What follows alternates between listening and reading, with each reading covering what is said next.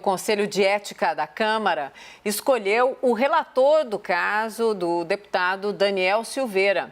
É o deputado Fernando Rodolfo, com quem a gente conversa agora, direto dos nossos estúdios da CNN em Brasília. Deputado, boa noite, bem-vindo ao Expresso CNN. O senhor me ouve bem? Ouço sim, Mona Lisa. Boa noite a você, boa noite a quem nos acompanha. É um prazer estar aqui. Prazer é todo nosso. Caio Junqueira comigo. Vamos lá. Deputado, a gente viu na sexta-feira, quando ali os parlamentares votaram para que Daniel Silveira continue na prisão, uma manifestação muito significativa, né? 364 deputados dizendo que sim, ele deveria ficar na prisão. Mas aí já tem vozes dizendo, e esse tá um zum forte, que daqui para frente o que a gente vai constatar, vai ver, é uma atenuada, vamos dizer assim, para a situação do deputado Daniel Silveira. O que está no radar? Olha, nós temos aqui um grande desafio, né, que é particularmente um desafio para mim. Não é fácil estar nessa situação aqui de ter que julgar um colega, e o Conselho de Ética está formado para isso. Alguém precisa relatar esse caso. Eu fui escalado através de um sorteio na lista tríplice, o presidente do Conselho, o deputado Juscelino, me escolheu e cabe a mim agora fazer essa análise. Não é fácil. Nós temos uma responsabilidade com o parlamento. A sociedade brasileira pode esperar que, de minha parte, não há corporativismo. Nós vamos sim fazer um relatório e lá na frente, dentro do prazo regimental, decidir se o deputado quebrou ou não quebrou o decoro parlamentar. Se quebrou, existem penalidades para isso. Se ficar configurado que não houve quebra de decoro, o processo no Conselho de Ética será arquivado. Mas essa é uma decisão que nós vamos tomar no momento oportuno. Nós temos aí agora 10 dias a partir da notificação do deputado para que ele manifeste a sua defesa, 10 dias úteis. Passado esse prazo, eu tenho como relator 40 dias para fazer a instauração do processo e depois 10 dias para apresentar o relatório. Digo a você, sem sombra de dúvidas, que nós vamos trabalhar para acelerar isso e diminuir esse prazo. Então, deputado, quando a gente fala quebrou ou não quebrou o decoro, aí fica uma questão elástica, né? Porque a gente viu o deputado Daniel Silveira falando diversos palavrões naquele vídeo. A gente viu ele fazendo ameaças, dizendo que sabia onde eles estavam, o ministro do Supremo, defendendo o fim da democracia, defendendo o AI-5, que é o momento mais duro da ditadura militar. A gente viu ali, quando se olha para a letra da palavra, absolutamente clara, claro, a quebra do decoro. Para o senhor bateu como aquele vídeo, aquelas declarações? Olha, eu não posso, aqui na condição de relator, antecipar o voto, até porque a defesa do parlamentar ainda não foi feita. Eu não perguntei sobre o voto, eu perguntei sobre a sua percepção como parlamentar e cidadão. Acho que o deputado cometeu excessos, como ele próprio reconheceu. Sim. Ele cometeu excessos, ele inclusive pediu desculpas ao parlamento e nós vamos ter, evidentemente, que cumprir o prazo regimental para dar o nosso relatório. Tá certo. Caio Junqueira, chega na conversa. Deputado, na sua impressão, na sua avaliação do que o senhor conversou ali no Conselho de Ética, essa impressão de que o parlamentar, o Daniel Silveira, cometeu excessos, é majoritária dentro do colegiado? Desculpa, eu não ouvi bem a pergunta aqui. Essa avaliação sua de que Daniel Silveira cometeu excessos naquele vídeo, pelo que o senhor conversou com seus pares ali do Conselho de Ética, ela é uma avaliação majoritária? A maioria do Conselho de Ética compartilha dessa avaliação do senhor de que houve excessos por parte do Daniel Silveira naquele vídeo? Houve excessos e todo mundo na Câmara sabe disso. O Conselho de Ética tem e reconhece que houve excessos na fala do parlamentar, tanto é que a repercussão foi imensa. Sim. Né? A repercussão fala por si. Né? Se tivesse sido um vídeo com declarações que não fossem tão... que ele não tivesse se excedido tanto, não teria toda essa repercussão. Se há essa repercussão, né, houve aí algo que chamou a atenção, os excessos do parlamentar. Né? E nós vamos analisar isso no nosso voto. Sim, deputado Fernando Rodolfo, o nosso analista, o Fernando Molica Xará, quer fazer a pergunta. Então, Molica, chega na conversa.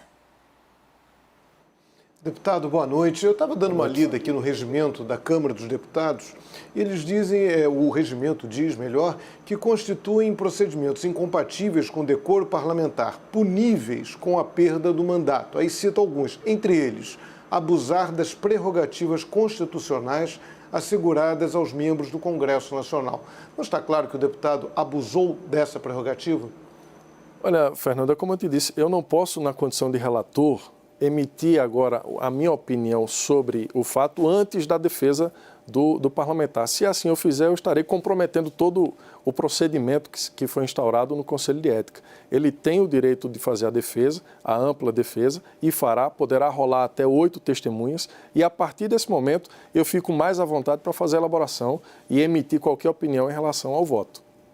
Sim, deputado. Continuamos aqui com o nosso giro de perguntas. Agora quem participa é a nossa analista Thaís Arbex. Thaís. Deputado, boa noite.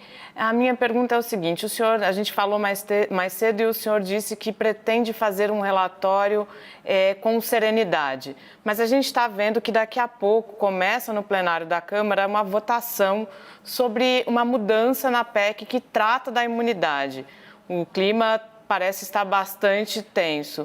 Como conseguir conduzir esse processo com serenidade, visto que há muita pressão interna também para que essa prisão do deputado seja de alguma forma revertida? Olha, Thaís, essa PEC da imunidade que está sendo discutida nesse momento no plenário da Câmara é a resposta que o Parlamento está dando ao que aconteceu semana passada quando o STF determinou a prisão do deputado Daniel Silveira. Então, a alteração no artigo 53, ela já deveria ter acontecido há muito tempo, né, porque a legislação ela precisa se aperfeiçoar, e é isso que a Câmara está fazendo.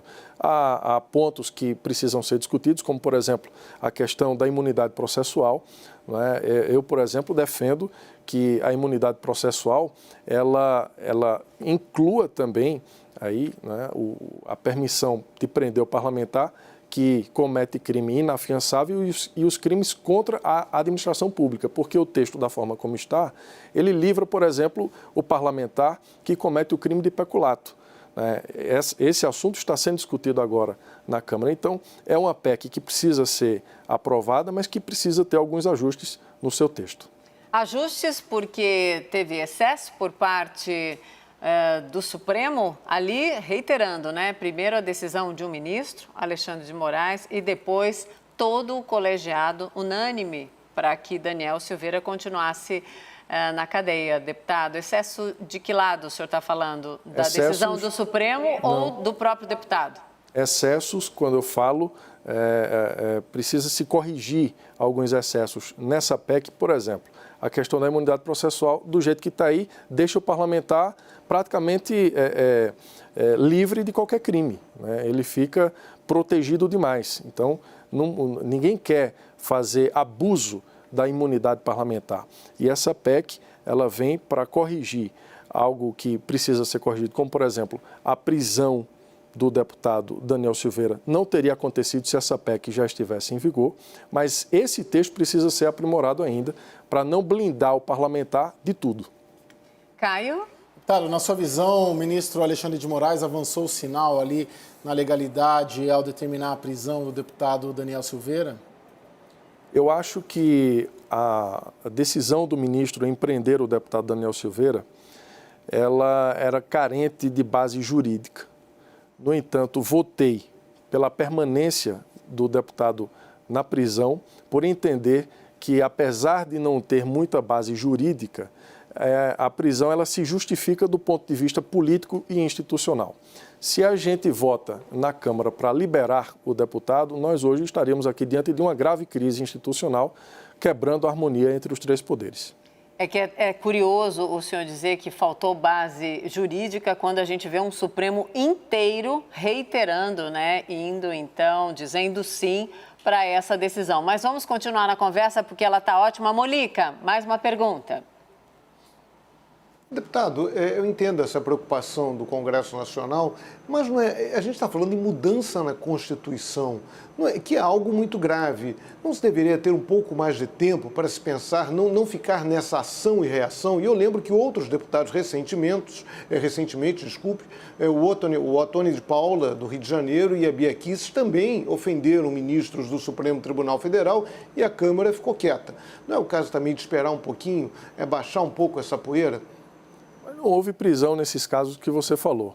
A reação da Câmara está sendo enérgica justamente pela gravidade do caso, né, que culminou numa prisão de um parlamentar à noite, né, quando há uma nítida discussão jurídica sobre a validade ou não do flagrante, né, do argumento do flagrante e do crime ser inafiançável ou não, e se houve crime.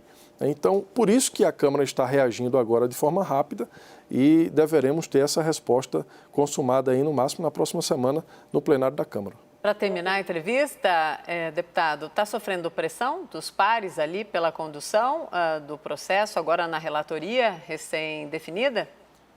Eu sei que a pressão será inevitável, ainda não, né, mas há, evidente, setores que querem a cassação do deputado, há setores que querem uma pena mais branda, que poderia ser um afastamento. É uma representação da mesa diretora, nós vamos construir um relatório, ouvindo todas as lideranças, ouvindo a própria mesa diretora, inclusive, mas vamos fazer um relatório técnico, sem paixão política, de um lado nem do outro.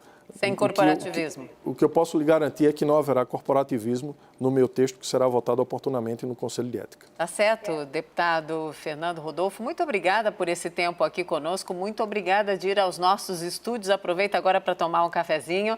Já fica o convite para uma próxima entrevista. Obrigada, boa noite ao senhor. Muito obrigado, eu que agradeço a vocês. Obrigada, Thaís, também, Caio e Molica.